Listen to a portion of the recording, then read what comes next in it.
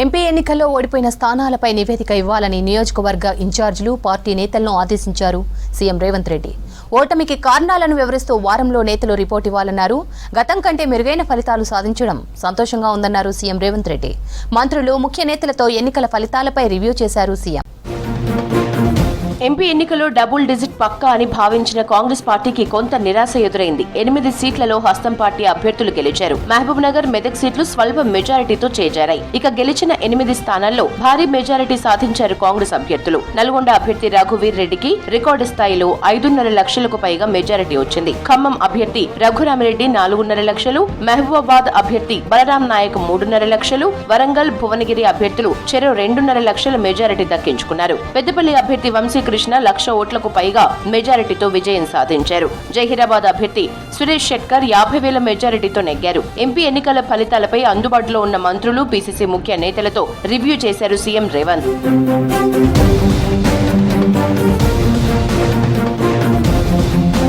2019 లోక్సభ ఎన్నికల్లో కాంగ్రెస్ 3 స్థానాల్ని దక్కించుకుంది. ఈసారి అదనంగా మరో 5 సీట్లు సాధించి 8కి చేరుకుంది. అసెంబ్లీ ఎన్నికల్లో 39.5% ఓట్లు వస్తే ఇప్పుడు 41% నమోదైంది. 11 లక్షల ఓట్లు అదనంగా పడ్డాయి. అయితే మహబూబ్ నగర్, మెదక్ సీట్లలో స్వల్ప తేడాతో ఓటమికి కారణాలపై 2 రోజుల్లో నివేదిక ఇవ్వాలని నేతల్ని ఆదేశించారు సీఎం. సికింద్రాబాద్, చేవెళ్ల, మల్కాజిగిరి అభ్యర్థుల ఓటమికి కారణాలపైన ఆరా తీశారు రేవంత్. ఆయా పార్లమెంట్ ఇన్ఛార్జీలు, కోఆర్డినేటర్లు, నేతలు విడివిడిగా వారం రోజుల్లో నివేదికలు ఇవ్వాలన్నారు. రాష్ట్రంలో వచ్చిన లోక్సభ ఫలితాలు ఉగాది పచ్చడిలా ఉన్నాయన్నారు సీఎం.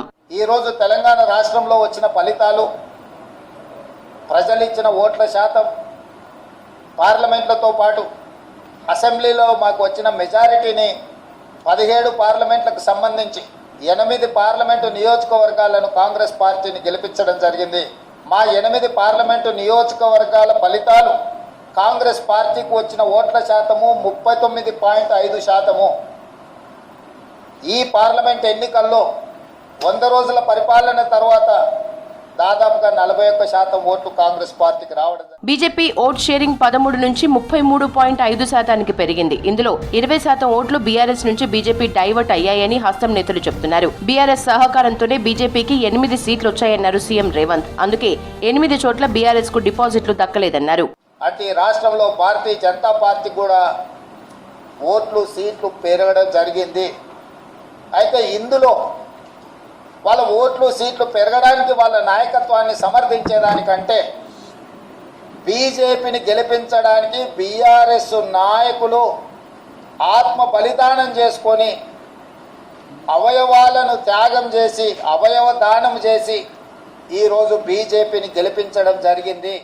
ఎంపీ ఎన్నికల ఫలితాలపై అసంతృప్తిగా ఉన్న డబుల్ డిజిట్ రాలేదనే బాధ కాంగ్రెస్ నేతల్లో వ్యక్తమవుతోంది. అయితే ఓట్ల శాతం పెరగడంతో పార్టీపై ప్రజల్లో నమ్మకం పెరిగిందని భావిస్తున్నారు.